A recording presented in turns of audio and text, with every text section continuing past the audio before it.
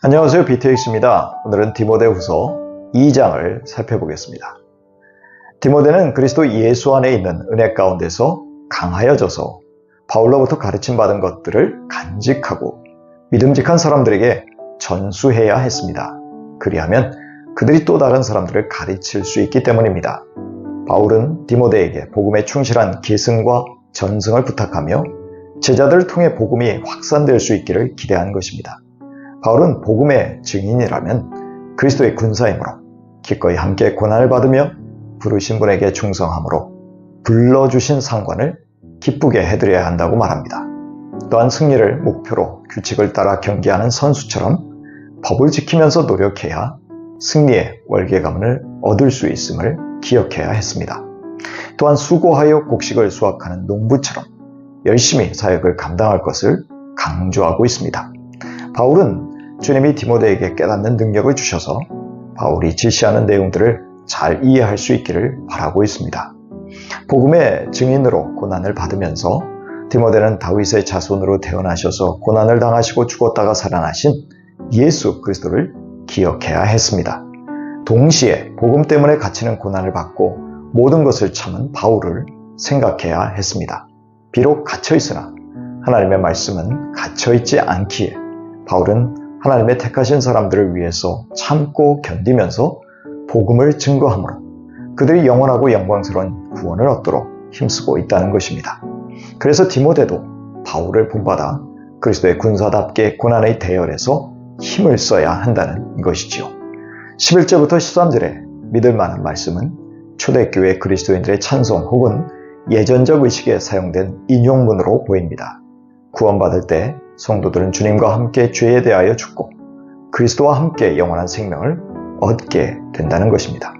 이어서 그리스도인들은 그리스도처럼 고난을 겪지만 계속해서 참고 견디면 왕으로 다스리시는 그리스도처럼 성도들 역시 그분과 함께 통치할 것입니다.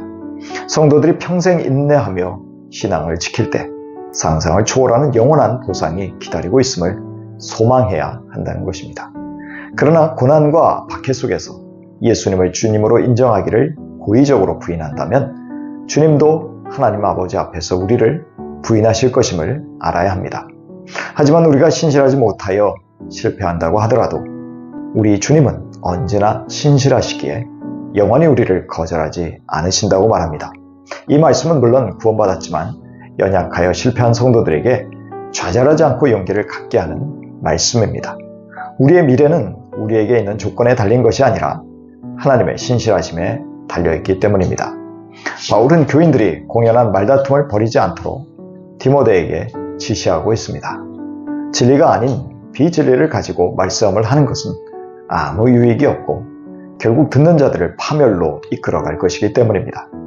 그렇게 디모데는 가르치는 자로서 진리의 말씀을 바르게 분별하며 부끄러울 것이 없는 일꾼으로 인정받아 하나님께 최선을 다해 헌신해야 합니다. 만일 속된 잡담을 방치해둔다면 교인들은 더욱 불경건함에 빠질 것이기 때문입니다. 이들의 거짓된 가르침은 악성 종양이 퍼져나가서 썩게 만드는 것처럼 교회를 심각한 혼란 속에 빠뜨릴 것임을 알아야 합니다. 그런 사람들 중에 후메네오와 빌레도가 있었는데요. 이 사람들은 부활은 이미 지나갔다면서 미래의 영원한 몸을 입는 부활이 더 이상 없다고 주장하였습니다. 그러나 하나님의 기초인 교회는 이미 튼튼히 서 있기에 거짓 교훈은 지속하지 못하고 바울은 거짓 교훈은 하나님의 교회를 무너뜨릴 수 없다고 말합니다.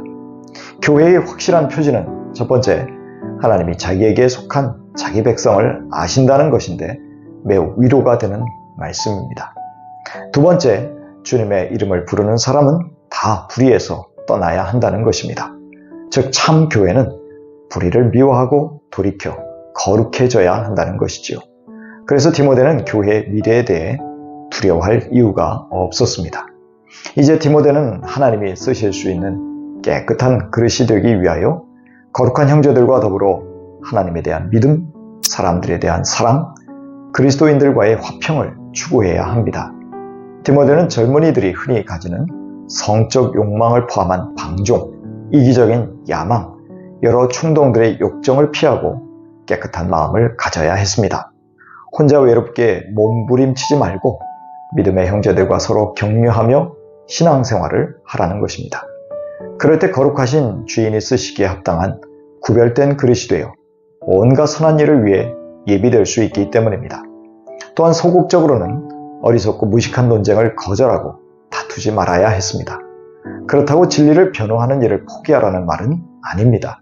바울은 말씀을 떠난 사색과 그에 따르는 논쟁을 피하라고 말하는 것이지요. 왜냐하면 그 결과는 무의미하고 서로에게 상처만 입히기 때문일 것입니다. 바울은 주님의 종이라면 모든 사람에게 온유하고 잘 가르치고 참을성이 있어야 한다고 말합니다.